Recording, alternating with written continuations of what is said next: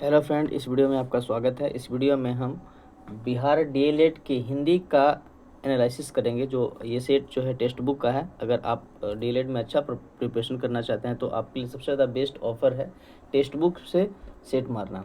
उस वहाँ पर आप चैप्टर बाय चैप्टर भी टेस्ट मार सकते हो। अगर आपको सिर्फ हिंदी का मारना है तो वहाँ पर वो भी अवेलेबल है, या पूरा एक फुल मॉक मारना है तो वो भी आप लगा सकते हो। ठीक है, तो चलिए इस वीडियो में हम देखते हैं। सबसे पहले हिंदी का है, उसके बाद गणित का लाऊंगा, फिर विज्ञान का लाऊंगा, सामाजिक अध्ययन का लाऊंगा, समान अंग्रेजी और तार्किक क्षमता का भी लाऊंगा, रीजनिंग का। सबसे पहले हम लोग देखते हैं यहाँ पर। सॉरी, कोई पागल है भक्ता बार बार डिस्टर्ब कर रहा है व्हाट्सएप में मैसेज भेज करके। माफ़ी चाहता हूँ मैं इसके लिए आपको। तो चलिए वीडियो को स्टार्ट करते हैं बिना किसी देरी के। फर्स्ट क्वेश्चन है, निम्नलिखित में विसर्ग संधि वाला शब्द नहीं है। यहाँ पे इस चीज़ पे गौर कीजिएगा कि नहीं का बात किया है। ठीक है, किसका बात किया है? नहीं है। नहीं आपको बहुत सारा ऐसा क्वेश्चन में है ना, आपको उसमें देखेगा कि नहीं जो है उसको बोल्ड किया हुआ रहेगा, लेकिन बहुत ऐसा भी होता है कई बार कि आपका नहीं बोल्ड नहीं करने की जगह आप पढ़ ले तो कौन सा विसर्ग संधि है। तो इसमें है निश्चल विसर्ग संधि। कहते हैं किसको? जिसके लास्ट में अह आता हो, ये वाला अह। हम लोग पढ़ते हैं ना अन और उसके बाद अह, तो ये जो अह आता है इसी को विसर्ग संधि बोलते हैं। इसका अगर निश्चल का देखें, ए में ऑप्शन जो है निश्चल, तो इसका होता है नीह। नीह जुड़ छल, अचल ये भी बोल सकते हैं, नीह जुड़ अचल या चल बोलते हैं, अचल। शरत चंद्र, तो शरचंद्र में भी देखते हैं हम लोग, तो शरत सरत, शरत त में हलन और चंद्र इस तरह से जाता है, शरत चंद्र चट्टोपाध्याय। ठीक है तो शरचंद्र। मन स्ताप, मन स्ताप, तो इसमें मन जुड़ होता है, मन और उसके बाद स्ताप, तो इसमें भी होता है ना कि सी में भी है। हम लोग देख रहे हैं कि सी में भी है, ए में भी है, और निष्फल जैसे निश्चल था वैसे नीह जोड़ फल, नीह जोड़ फल इस तरह से करें। तो सही आंसर इसका क्या होगा? ना ये होगा ना ये होगा, पूछा है नहीं, तो इसीलिए ये सही उत्तर है, यानी बी ऑप्शन सही बेटर है। चलिए अब बढ़ते हैं अगला क्वेश्चन की तरफ। अगला क्वेश्चन है, निम्नलिखित में से एक शब्द का दिग्गु समास, कौन सा समास का जिक्र कर रहा है? दिग्गु समास। यहाँ पर देखिए, दिग्गु का मतलब है दो गो, यानी जिसमें 2, 3, 4, 5, 6 संख्या आ जाए उसको दिग्गु समास बोलते हैं। ठीक है, तो दिग्गु समास का सबसे बड़ा खासियत क्या होता है कि उसमें संख्या होती है। तो देखते हैं इसमें किस में संख्या है। इसमें इकन्नी अठन्नी, इकन्नी मतलब एक आना, अठन्नी मतलब 8 आना। ठीक है, सॉरी, इकन्नी मतलब 8, एक 8, और सेम उसी तरह से चवन्नी, चार बन्नी बोलते हैं, 4 आना को त्रिफला, 3 गो फल को। ठीक है, उसके बाद मझधार नीलगा, ये जो है ये सही इसका है, ये नहीं है। यहाँ पे भी वही देखिएगा, नहीं पूछा है, दिगु समास नहीं है। ठीक है, तो ये भी है, ये भी है। दुलत्ती, 2 गो लात का बात कर रहा है, दुधारी यानी 2 गोधारी। ठीक है, तो जिसमें भी संख्या आ रहा हो वो जो है दिगु समास होता है। अब जैसे चौराहा बोल दिए, तो क्या ये होगा चौराहा? आप बताइएगा, कमेंट सेक्शन में बताइएगा चौराहा होगा कि नहीं होगा। चलिए बढ़ते हैं अगला क्वेश्चन की तरफ। अगला क्वेश्चन 3 नंबर, निम्नलिखित में गंगा नहाना मुहावरे का सटीक अर्थ क्या होता है? ये है गंगा नहाना, ये बहुत मतलब ज़्यादा फेमस है ये वाला कहावत या मुहावरा, पर बहुत ऐसा मेंटल नज़र है जिसको ये पता नहीं होता है। गंगा नहाना, गंगा नहाना का मतलब क्या होगा? मन मांगी वस्तु मिल जाना नहीं, मन मांगी अगर वस्तु मिल जाना, इसको इसके लिए अगर मुहावरा होता है तो बोलता है मन का मिलना, है ना। उसके बाद तर जाना, बोलते हैं हम तो तर गए, तो ये भी बोलते हैं। उसके बाद प्रोन्नति प्राप्त कर लेना, पूरा प्रगति यानी प्रमोशन प्राप्त कर लेना, नहीं ये भी सही नहीं है। बड़ा काम पूरा करना, ये सही है, बड़ा काम पूरा करना। उसके बाद गंगा स्नान करना, ये गंगा स्नान करना तो नहीं होगा, ऐसा गलत।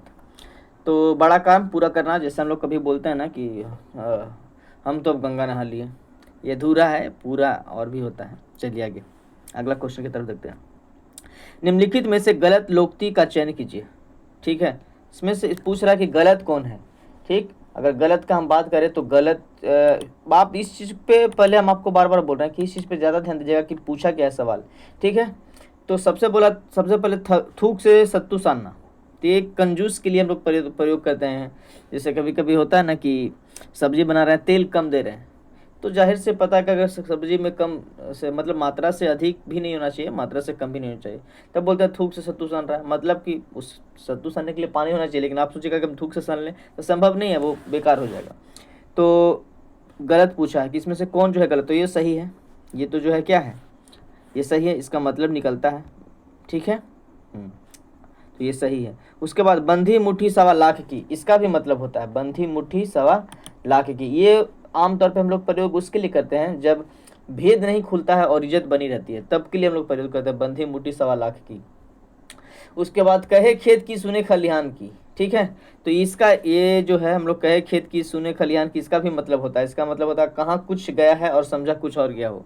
हम कहे थे कुछ और, ठीक है, और समझा कुछ और गया। इसके लिए बहुत सारा ऐसा मतलब एग्जाम्पल्स तौर पे अगर हम आपको बताएं तो होता है, जैसे कि जैसे मैंने कहा कि सदियों बीत गया, तो अब जो फर्स्ट टाइम सुन रहा है उसको बोला लगता है शादी का बात कर रहा है, शादी बीत गया किसी का, लेकिन हमारा सदियों बीत गया मतलब एक पहर या एक समय जो एक दौर गुजर गया वहाँ पे। तो कहें कुछ और, उसका मतलब अगला कुछ और निकल लिया, ठीक है। इससे झगड़ा भी होता है।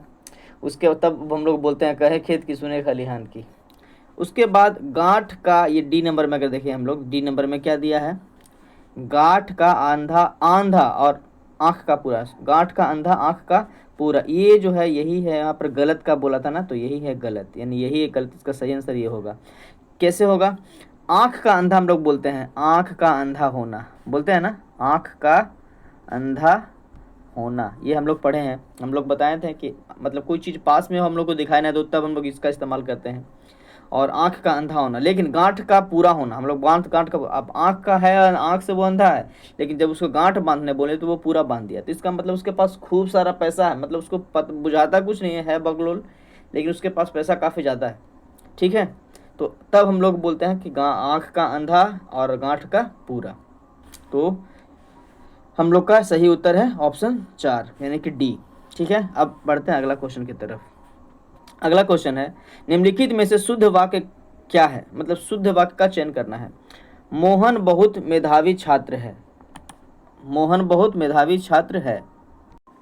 ऑप्शन नंबर 2 में है मोहन बहुत माधव छात्रा है। अब छात्रा तो है, मोहन नाम से ही पता चल रहा है कि वो लड़की है, और यहाँ बात क्या बोला, शुद्ध वाक्य खोजना है हमको, तो ये तो पहले छंट गया कि ये जो है होगा नहीं, है ना, ये वाला नहीं होगा। मोहन बहुत मेधावी छात्र, देखिए मेधावी का मतलब होता है, मेधावी का मतलब होता है हम लोग बोलते हैं बुद्धिमान बोल सकते हैं इसको, ठीक है, बुद्धिमान हम लोग बोलते हैं। उसके बाद प्रतिभाशाली बोलते हैं, प्रतिभाशाली, ठीक है, ये सब का मतलब होता है मेधावी का मतलब, ठीक है। तो मोहन बहुत प्रतिभाशाली छात्र है, ये मैच कर गया। मोहन बहुत, सी नंबर में देखिए बहुत नहीं है बहुत है, ये भी छठा। मोहन बहुत मेधाव, मेधाव कोई वर्ड नहीं होता है, ठीक है। तो सही ऑप्शन क्या है, सही ऑप्शन है ऑप्शन नंबर 1, ठीक है। चलिए बढ़ते हैं अगला क्वेश्चन की तरफ। अगला में मोहन घर से लौटकर कहने लगा कि उसका मन नहीं लग रहा है, क्या बोल रहा है, तो यहाँ पे बोल रहा है रेखांकित पद, यहाँ पे देखिएगा क्या बोल रहा है, रेखांकित पद है, कौन सा पदबंध। मोहन घर से लौटकर कहने लगा कि उसका मन नहीं लग रहा है। तो बात अगर पदबंध का, तो सबसे पहले आपको पदबंध जानना होगा कि पदबंध कहते किसको है, किसको कहते हैं। तो जब दो या दो से अधिक शब्द किसी नियत काम यानी नियत क्रम में हो या निश्चित अर्थ में किसी पद का काम करते हैं तो उसको पदबंध हम लोग बोलते हैं। जैसे अगर एग्जांपल में ले तो नदी कल कल करती हुई बह रही थी, यानी उसका पता चल रहा है कि वो काम बह कैसे रही थी, तो कोई काम करते हुए बह रही थी, कल कल करते हुए बह रही थी, ठीक है।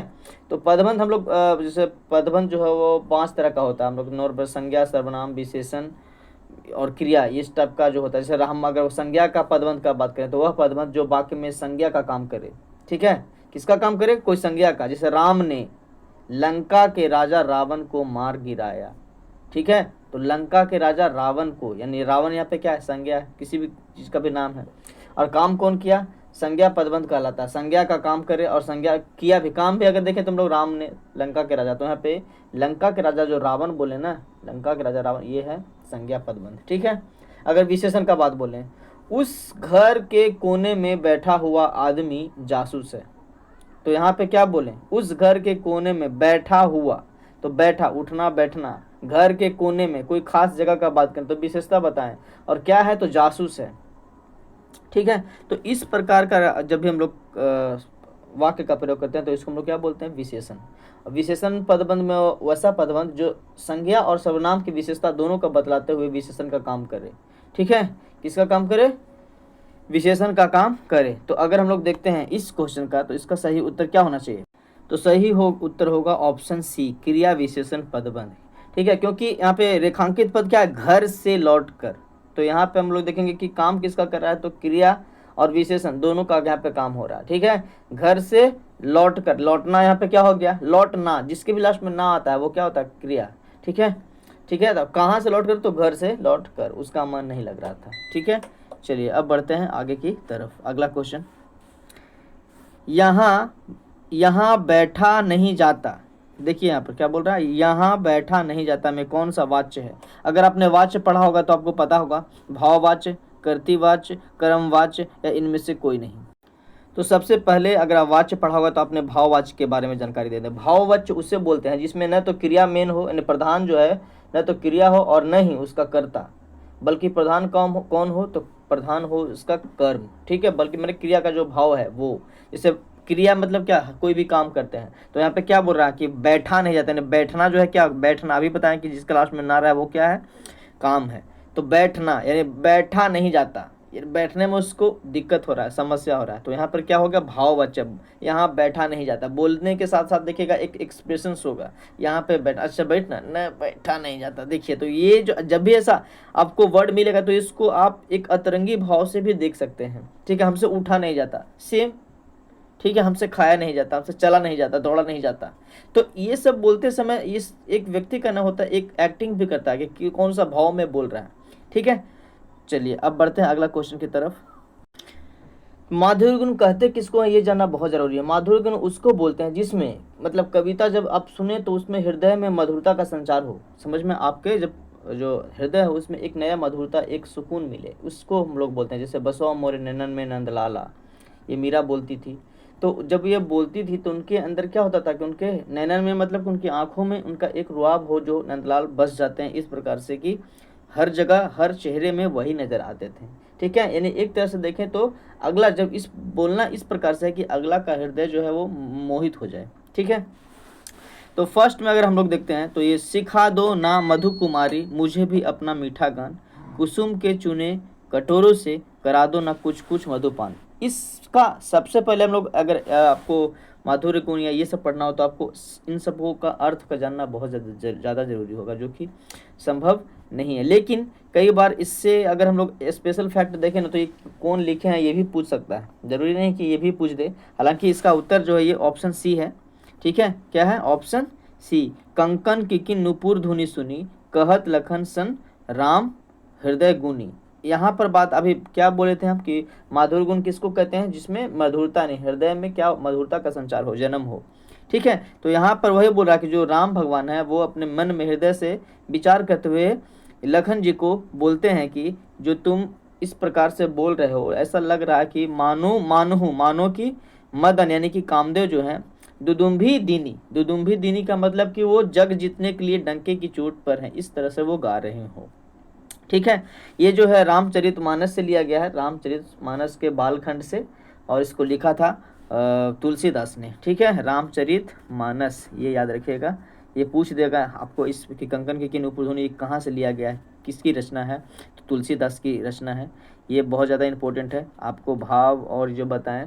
हालांकि एक चीज़ जो है, ये सब माधुर्य गुण जैसा जो है इस एग्जैक्ट लड़ेगा आपसे, हो सकता है कि एग्जाम में यही उठा करके दे दे। ठीक है, क्योंकि इन सब पे बस में नहीं होता है। इस आप व्याकरण में देखोगे कि जो एग्जाम्पल्स आप किताब में पढ़े थे वो एग्जैक्ट आपको मिलेगा क्वेश्चन के तौर पे। ठीक है, तो सेम इसमें भी यही होगा, तो इसका ऑप्शन सी। ठीक है, अब बढ़ते हैं अगले क्वेश्चन की तरफ। अगला क्वेश्चन क्या था, उसके क्वेश्चन नंबर 9 ही था ना, हाँ। उसके मुख शशि कर से सौंदर्य किरण बरसी, मन कुमुद खिला, हर्षित निश्चल उर की सरसी। तो क्वेश्चन क्या बोल रहा है कि किस शब्द, यहाँ पे हम लोग अगर देखते हैं तो बोल रहा है कि किस शब्द शक्ति का प्रयोग किया गया है। गौनी लक्षणा, अगर हम लोग देखो बोल रहा है कि गौनी लक्षणा का प्रयोग किया गया है, क्या गौनी लक्षणा है, या सुधा लक्षणा, गौनी लक्षणा, सुधा लक्षणा, शाब्दिक व्यंजना या आर्थिक व्यंजना। ठीक है, गौनी लक्षणा कहते किसको है ये जानना सबसे ज़्यादा जरूरी है, या सुधा लक्षणा किसको कहते हैं। ठीक है, शाब्दिक व्यंजना, सुधा लक्षणा, ये सब जानना बहुत ज़्यादा बेहतर। आर्थिक व्यंजना किसको कहते हैं, तो गौनी लक्षणा उसको बोलते हैं जिसमें हम लोग अगर देखें जिसमें सदृश संबंध से लक्ष्यार्थ ग्रहण किया जाए। इसका मतलब ये हुआ कि आप जो सामने देख रहे हैं उससे कोई एक नया, मतलब उससे हट करके आप कोई दूसरा वर्ड का प्रयोग करो लेकिन लोग जो है उसका मतलब समझ जाए, उसको बोलते हैं गौनी लक्षणा।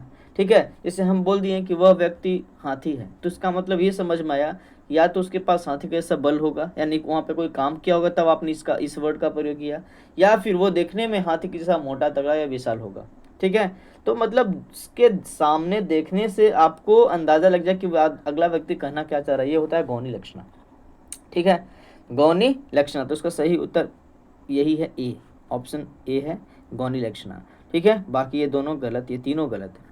तो उसके मुख सशिखर से सौंदर्य किरण बरसी, मतलब कि जरूर उसने कुछ ऐसा बोला कि उसके मुख से सौंदर्य किरण बरसा। ठीक है, अब बताइए क्या मुख से कोई किरण बरस सकता है? नहीं, लेकिन उसके बोली इस प्रकार से होगा कि अगला जो है वो मोहित हो गया उस पर। ठीक है, चलिए इसलिए अब आगे बढ़ते हैं। नए शब्द निर्माण में ध्यान रखने योग्य मुख्य बात क्या है? भाषाई पूर्वाग्रह का त्याग, संप्रेषणीयता, भाषा के मौलिक स्वरूप की अनुरूपता, भाषा को विकृति से बचाना, ये है ऑप्शंस। अब देखते हैं इसका सही मतलब। ये जो है एक गद्यांश से लिया है, हालांकि इसमें गद्यांश नहीं दिया है, आप अपने जो अगर सेट मारोगे तो ये आपको मिलेगा ये गद्यांश। हालांकि इसका उत्तर ऐसे ही पता हम लोग कर सकते हैं। सबसे पहले बोल रहा है ऑप्शन ए में कि नए शब्द निर्माण में ध्यान रखने की मुख्य बात क्या है, तो सबसे ऑप्शन ए है भाषाई पूर्वाग्रह का त्याग। अगर हम लोग नए शब्द का निर्माण कर रहे हैं तो क्या हम लोग पहले, और जो पूर्वाग्रह का मतलब होता है रूढ़िवादिताएं, जो लोग हैं ना वो नए शब्द जब आप इस्तेमाल करोगे तो उसको स्वीकार करता है या नहीं करता है, तो पूर्वाग्रह का त्याग मतलब स्वीकार नहीं कर रहा। ठीक है, बोलेगा कि नहीं हमको, जैसे हम लोग ये एग्जाम, ये जो है सवाल बहुत कठिन है। ठीक है, तो हम लोग यहाँ पर कठिन की जगह बोल दिए ना कि ये जो सवाल बहुत हार्ड है, तो यहाँ पर जो हार्ड है इसको अगला आदमी स्वीकार नहीं कर रहा, बोल रहे हैं कठिन ही रखो। तो ये जो है एक रूढ़िवादिताएं डालता है, जैसे कि रूढ़िवादिताएं मतलब कि पुरानी परंपरा को अभी तक चलाते रहना। ठीक है, तो ये नहीं होना चाहिए। अगर सही मायने में हम लोग देखें तो ये नहीं, इसका त्याग करना चाहिए, ये सही है। यहाँ पूछा क्या है कि नए शब्द निर्माण में ध्यान रखने योग्य मुख्य बात क्या है कि हम लोग भाषाई पूर्वाग्रह को त्याग करते चले, है ना, नया शब्द को सृजन करें और पुराने को हटाते चले। ठीक है, तो आंसर ए ही पता चल गया। आगे, आश्रय की वे चेष्टाएं जिनसे उसके हृदयगत भावों की सूचना प्राप्त हो क्या कहलाती है? क्वेश्चन पे ध्यान दीजिएगा, क्या बोला?